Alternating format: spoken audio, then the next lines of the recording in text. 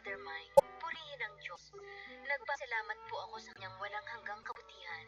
Sapagkat sa kabila ng ako'y high school graduate lamang, binigyan ako ng Diyos ang sapat na karunungan upang makaranas din ng kasalanan at tagumpay sa mundong ito. Ngunit hindi po naging madali para sa amin ang lahat. Noong pong mag-asawa ay nagbuhol pa, hikahos ang aming buhay. Araw-araw kamote ang aming kinakain. At minsan, kamoting kahoy man o kaya saging. Naaawan kami sa tatlo naming anak, wala kaming magawang magawa. Hanggang dumating ang year 1995, nagdesisyon kami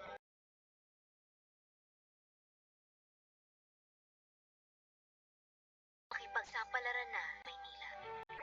Kuya Jun, tingnan mo to, dali! Kuya! Oo, ano nga ang gusto rin? May nakita akong pagkain dito. Magpagin lang to, pwede na. Teka, uwihan natin say kung marami pa yan ha. Akin lang to, kulang nga eh. Tira mo ako, kuya. Ano ba yung ano mo sa basura? Tinawag mo ako. Ayan o, yung tape, maliit na radyo yan.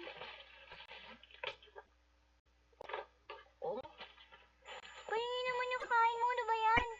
manok. Nakikita? Nakalagay pa nga sa kaupo. Ayan o, basahin. Oh, fried chicken. Wow, pahingi!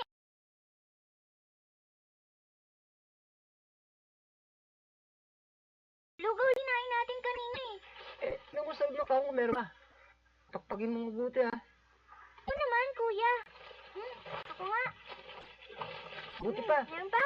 Balin natin to kay Titing. Guys, na radyo sa quarter? Oo. Baka mapandar pa niya ito eh. Hindi magamit tayo sa bahay. Oo nga. Kasi wala tayong pambayad. Kaibigan naman natin ang Titing eh. Hindi tayo sisingilin noon. O sige kuya, ano mo na yung radyo? Lagay mo na sa sako natin basura.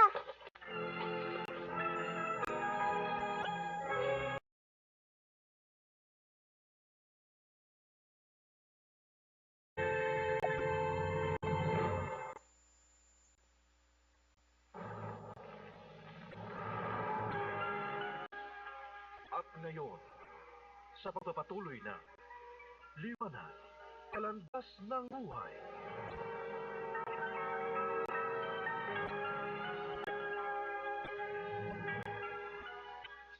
Tama kayo, Brother Mike. Sa mahirap na kalagayan namin sa Bohol, mas lalo kaming nagmukhang kawa nang pumunta kami dito sa Maynila. Umaga hanggang hapon, nag-iikot ang aking mga anak upang maghanap ng basura na ibebenta pa sa junk shop.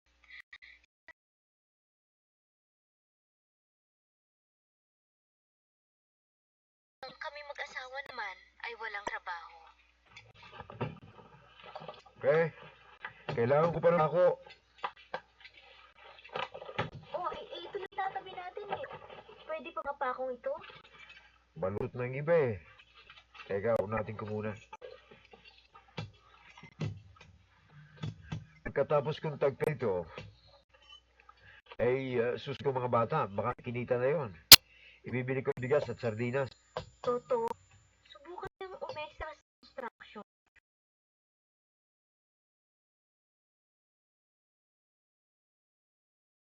Nagtatanong na nga ako pe, wala rin ba kami? Eh ayaw naman akong pagkatiwalaan sa labada. Hindi pa kasi ako kilala sa lugar na ito. Ayun, magtanong uli ako. Baka may ibang tao pwede akong ekstrahan. Yung bubo nga pala, tumutulo na rin.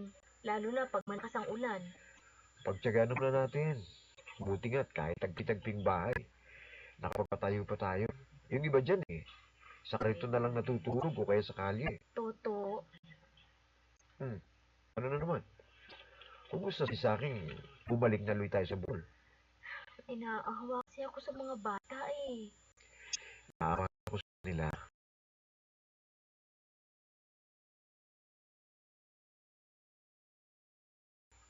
Pero hindi na tayo balik sa Bohol. Walang senso doon. Hindi rin naman magandang kalagayan natin dito. Ayaw kong mapahiya, Fe. Ayaw kong umuwi sa Bohol na isang bigo.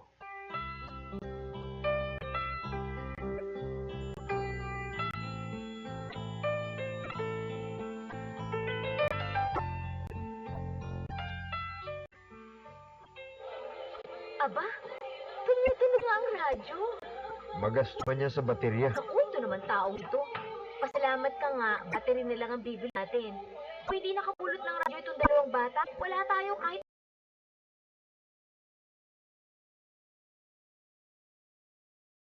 dito sa bahay. Oo nga po, tatay. Makakapakinig na kami ni nanay ng sa radyo. Puro kayo drama. Maganda dito, tutugan, tay. Kahit anong sabihin nyo, hindi natin kailangan ng radyong yan. Dagdag gastusin eh. Kung ang dalawang bata, hindi na natin mapag-aral, gagamit ka pa ng radyo.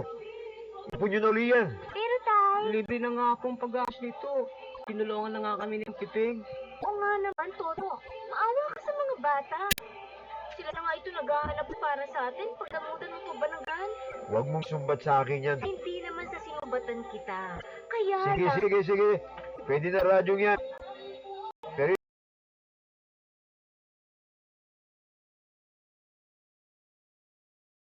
nating basurang iakit sa bahay na ito, ha? Ako ang masusunod. Dapat dyan, kita nyo na. Ako masusunod. Para magkapera tayo.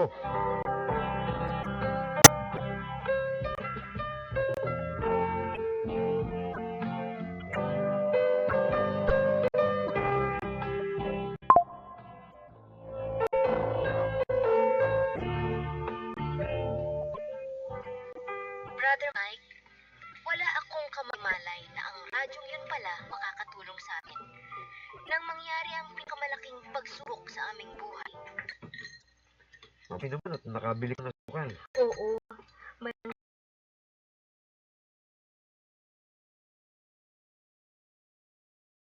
bentahan na dalawang bata mula sa basurang napulot nila.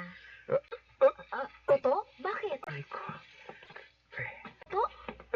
Ang dibdib ko. Ay, Diyos ko! Toto! Toto! Toto!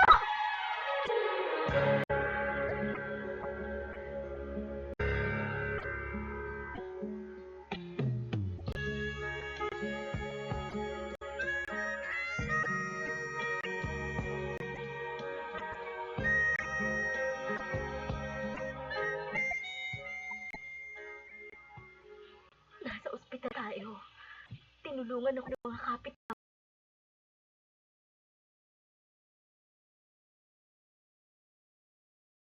rito. Wala tayong pera. Ospital ng gobyerno, Toto. Wala yung babayaran. Pero wala rin tayong pambili ng mat. Ilabas mo ko rito. Toto, Anong nangyari sa akin? Bakit narito? nawala ka ng malay kanina. Sabi ng doktor tumingin sa'yo. Sa puso daw ang diferensya. May barang puso at At ano? Ano? kailangan mong maoperahan.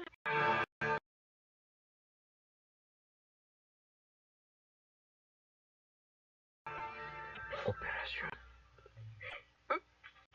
Toto, Talagang wala na niyang mararanasan din. Kundi hirap ng buhay. Toto, huwag kang magsalita ng ganyan. Bakit? Bakit ganun, Fe? Kung sino pang may siya rin ang walang katapusan ng pagsubok sa buhay. Namumuhay na nga niya sa basura.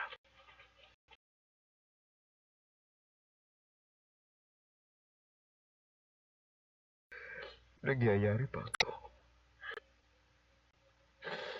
Yung ibibig na lukaw, hirap na hirap maghanap ang ating mga anak. Tapos ngayon, kailangan kumaktahan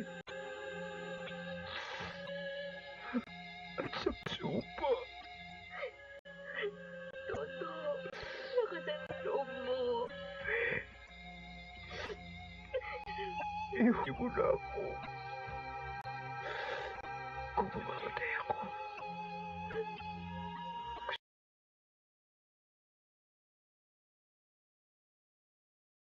mamatay na. Walang may iwanag dito sa ospital.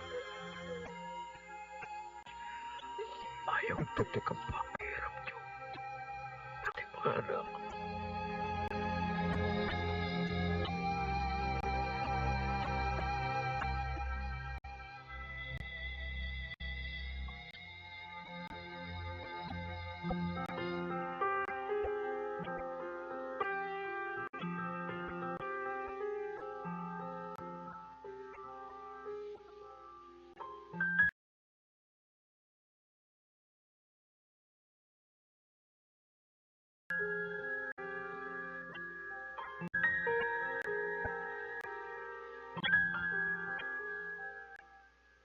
Naratay na sa damdaman si Toto.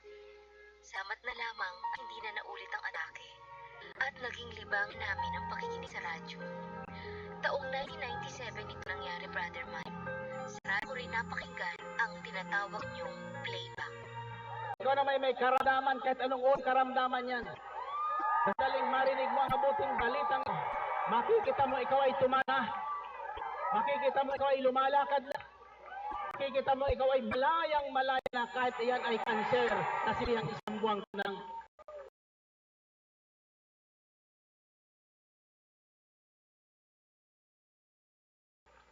Narinig nyo? Bakit ang isang patutunan na tunghayan is football player. Kilalang football player. Ito ay na-diagnose mayroong cancer. 10 days to live. Football player. Subalit nang pinanood niya ang kanyang laro noong mga nakaraang taon, nakikita niyang bawat sipa niya doon sa bola ay pumapasok sa goal. Nailaro niya doon sa kanya makatunggali. Sumagi sa kanyang isip, kitang-kita niya siya'y nanalangin na ang wika kung ang bulang ito ay kalinad ng cancer cells sa aking katawan.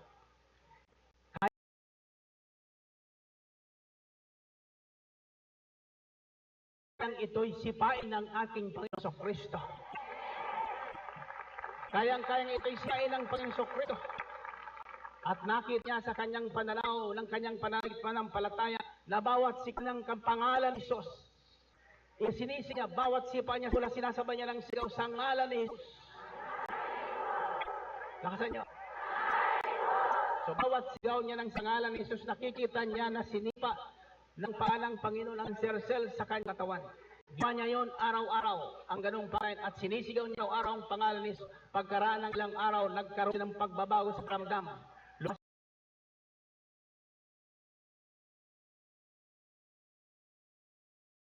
Pakiramdam, humingi ng pagkain at ng kumain. Nagbago ang kanyang tanaw. Umasa siya'y pinagaling ng Panginoon. At pagkaraan ng 30 nang siya bumalik sa kanyang doktor, walang kitang cancer cell sa kanyang katawan, kanyang doktor. Brothers and sisters, ito ang pananalig pananampalatayang hinahanap sa atin ng taon. May dinig, may pananaw, at may dinig. May pandinig ang inyong pananalig pananampalataya. Ilan tao pong nagsisigaw ang Espiritu ng Panginoon sa pila ng DWI ipinapangaral, bagat mababaw ang teolohiya na ating pinapahayag ito. So ang salita ng Diyos mababaw o malalim kapag ito'y ating tinang at narinig at ating pinagsan at sinunod, walang sindihan Diyos na hindi magtotoo.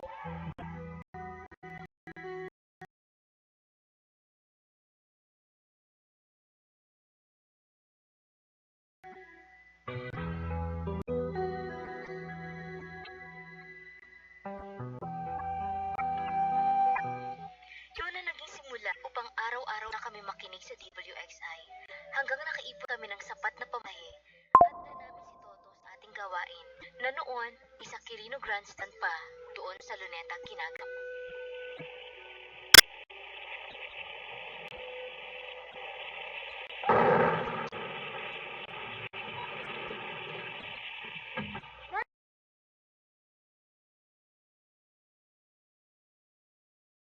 Baka po magkasaklayo pala pareho. Oo nga, Nay. Lalo si tatay. Hindi mga anak, huwag kayong matakot. Ito ang magpapagaling sa atin, mga anak. Ang ulan ay nagaling sa langit. Yan ang magpaling sa akin at sa ating lahat.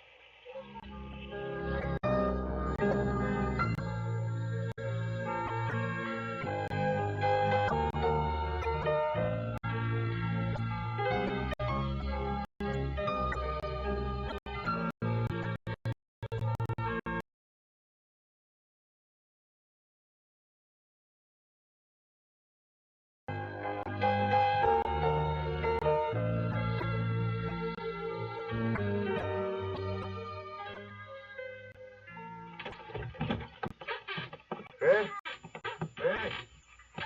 May trabaho na ako. Ko naman, Toto, dahan sa paglalakad. Nakita mo naman marupok na yung sahig natin. Baka bumigay yan. Mahulog ka naman sa silong. Hindi mali. May pagawa na natin ng tagpi-tagping bahay na ito. Purihin ng Diyos! Teka nga, saan ka naman nakahanap ng trabaho? Yung construction na in-applyan ko dati, yung pinuntahan ko, Oh, extended daw ang trabaho pati yung kanilang mga trabaho. Kaya nangangailangan pa silang dagdag na manggagawa. Natanggap ako. salamat sa Diyos! Isa nang dumadating ang prayer request.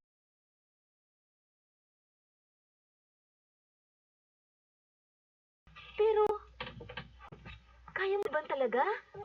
Naku, ito mahirap ang trabaho ng construction. Magaling na ako, hindi. Pinalik na ni Yahweh ang aking lakas. At kahit hindi ako patingin sa doktor, alam ko, natanggal na rin ang barasat ng aking puso. Magaling na ako. Magaling na talaga ako.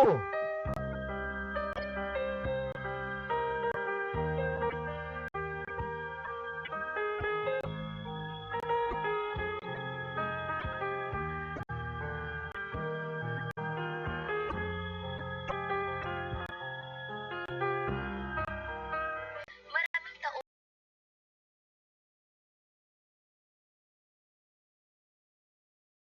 na lumipas, Mr. Mike. Ang aming mga anak na dating nagbabas lamang ay pasok namin sa school. Nakapagtayo na rin kami ng maliit na tindahan at aming bahay na tagpi-tagpi ay napalit na ng sementado at maayos na bahay. Melba, anong gawin niya? May naman pang isang bote ng sebesa. Ibabalik lang to ni Kuya Toto at Ate Fe. Doon po sabi nila, Ganun ba? Bakit daw? hindi sila magtitinda ng alak at sigarilyo. Yan mo ng malaking katangahang gawin nila. Bakit naman po? Ang dalawang mong amo. Muna lang.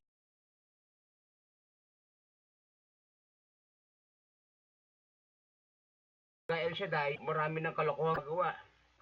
Sino pa ang bibi sa tindahan ito kung wala lang alak at silo? Ewan ko. Siguro alam naman nila ang ginagawa nila. Kasi po, sila ang may-ari nitong tindahan.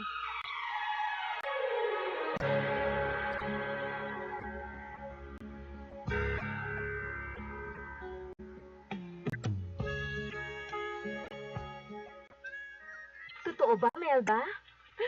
Huwag mo na lang silang pansinin. Pero paano nga po ate kung wala nang bumili sa tindahan?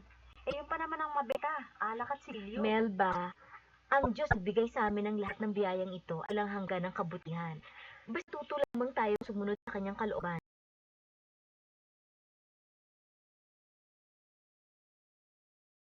Hindi niya tayo pababayaan. Ano po ang ibig niyo sabihin noon? Ibig sabihin, kung anong laman ng tindahan, mababa pa rin yun. Sapagkat, hindi natin kailangang kuntihin ang bisyo ng mga taga rito para lang tayo kumita. Ate, hindi ba kayo natatakot? Hindi, Melba. Nasa namin mag-aswang sobrang hirap. At kung namin isinurrender ang aming buhay kay Yahweh El Shaddai, hindi namin mararanasan ang lahat ng ito. Siya bigay ng tindahan yan. Si Yahweh din ang magpapadala ng mga bibiligan.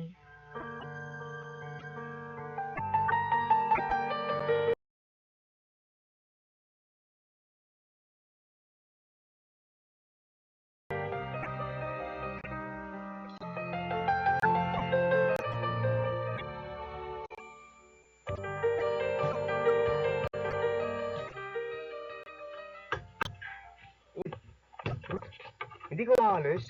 Mahuli ka na sa klase. Tinatapon ang hati-hatiin tunda ng mga karpintero. Bakit ikaw ang gumagawa yan? Utang mo na lang yung isa sa mga kan natin. Hindi ako sana na nag-uutos. At saka matatapon na to. Handa ka na nga. Malilate ako sa klase ko. Mawala ako sa'yo.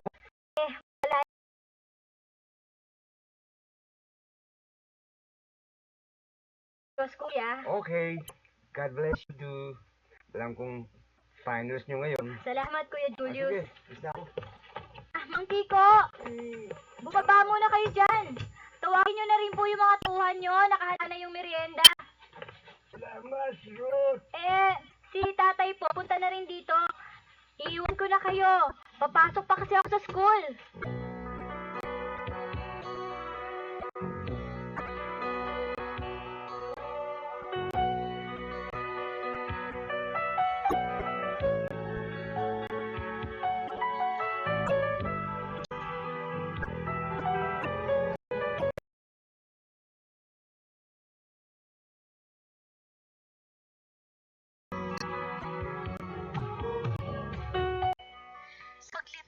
taon, Brother Mike, ang aming tindahan ay naging isang malaking grocery na at nakapagpatayo kami ng 7 apartment na up and down.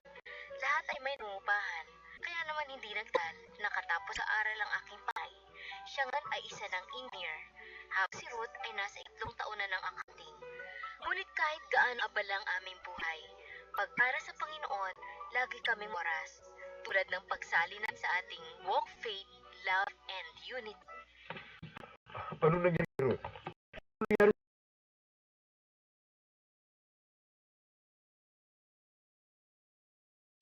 Hindi ko rin alam, Toto. Nagbibig siya para pumasok sa school. Bigla na lang ako may narinig na kalabog dito sa kwarto. Nang pumasok ako dito, ito na ang itsura niya. Walang alay. Napakaraming pad sa katawan. Dali natin siya sa hotel. Hindi. Pabayaan nating galingin siya ng Panginoon. Pero pera naman tayo. Paano Toto, pagbigyan mo ko. Anong gagawin mo? Pahiran ko ng langis ang buo niyang katawan. At ang buhang ito, nagaling sa ambel at nai-over nung walk of faith, ipapatong kanyang tiyan. Sindihan mo naman ang kandilang ito. Nabasbasan din.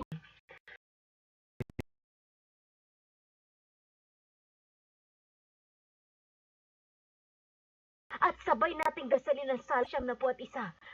Toto, tiwala ka sa Diyos. Magkakabalay na muli si Ruth.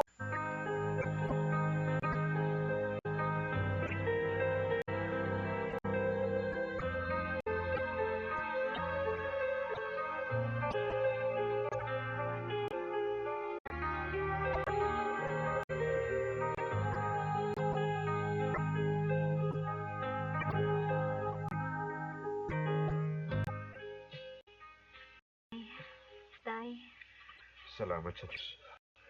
Nawala ng pantal mo na.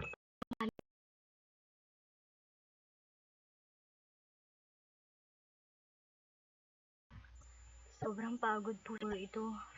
Matagal po bang walang malay? Oo, Ruth. 3 beses ka naming paulit niya pinagdaras ang salmo. Salamat po, Yahweh.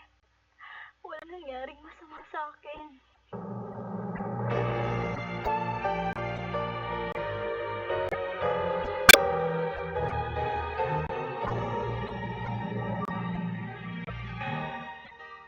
Yan ang kabuuan ng aking patutuo, Brother Mike. Your sister in Christ, Faith.